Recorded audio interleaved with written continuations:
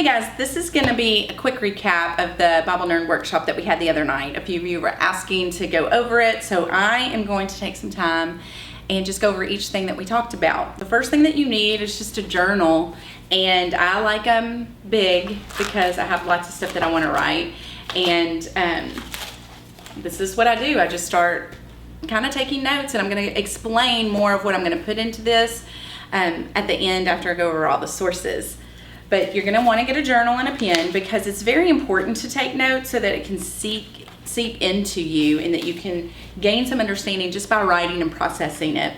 The second thing that you're going to need is a good study Bible. When we say study Bible, it's going to be labeled on there that it's a study Bible, but why it's called a study Bible is because there's commentary or notes at the bottom that help explain what this means. Because a lot of times there might be terminology or a phrase that we're not familiar with because this is an ancient text from halfway around the world, written 2,000 years ago or more.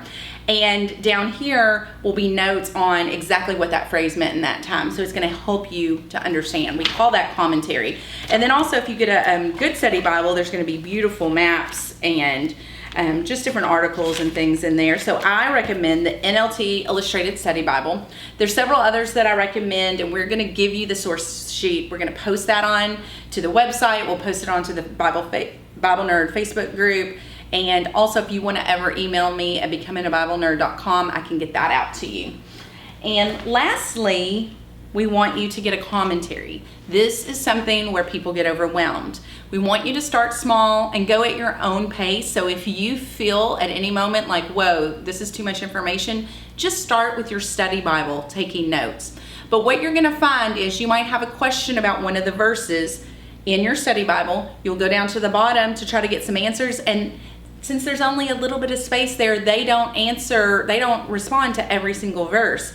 But you might be curious and want to know, and that doesn't satisfy your curiosity, just saying, oh well, I don't know, and move on. And that's where commentary comes into play. This is a commentary on the book of John. So almost every verse in the book of John will be talked about in this book, and there's lots of room for them to talk.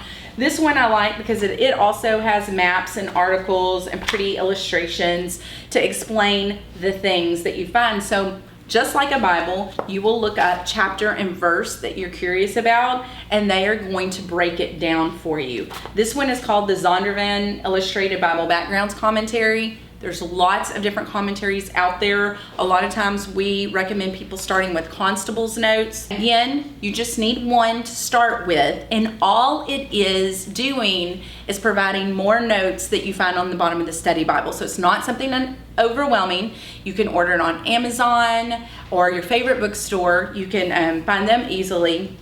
Just grab one to start practicing with it. And I'll quote things a lot. Like I'll say in Dr. Constable's notes, he says this, or in the Zondervan Illustrated commentary, they say that. And this is where I'm getting all that extra information that I give you on Thursday mornings. You too can be our Bible nerd.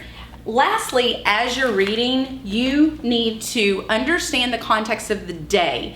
You need to be able to explain what the author meant to the audience he was talking to.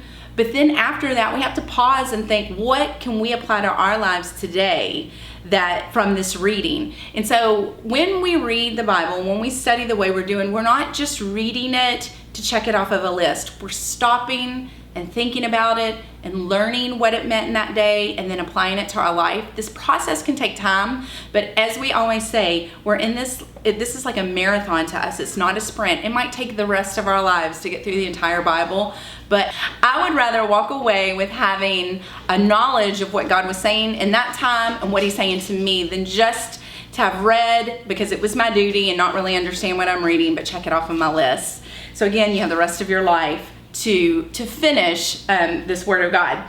Lastly, how I put this all together is when I begin studying for a chapter, your chapter is going to be broken up into sections and there'll be a subtitle. So I take each of those sections. So I'll take my notes, I'll write the subtitle out, and I'll write the verses that I'm talking about.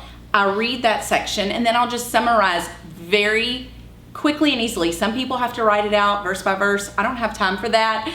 I just summarize in short little, not even full sentences, what the Word of God is talking about. And then I go look at my commentary and I answer my questions and I'll write out what my commentary said.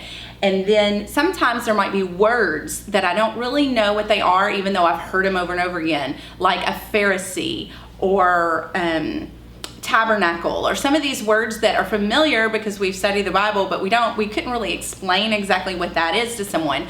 I'll take those words, I'll look them up in the Webster Dictionary or a Bible dictionary, and I'll define that out. And I'll do the same thing with places and people. I'll kind of look up a background to them and write that out. So I'm working by sections, just a few verses at a time. And sometimes that might be all that I get to is 3 or 4 verses in the morning, and then I'm out of time. I pack it up and I move along my way. So I know that this can feel overwhelming, but we've got 7 days to accomplish an entire chapter. So we can do it, you can do it.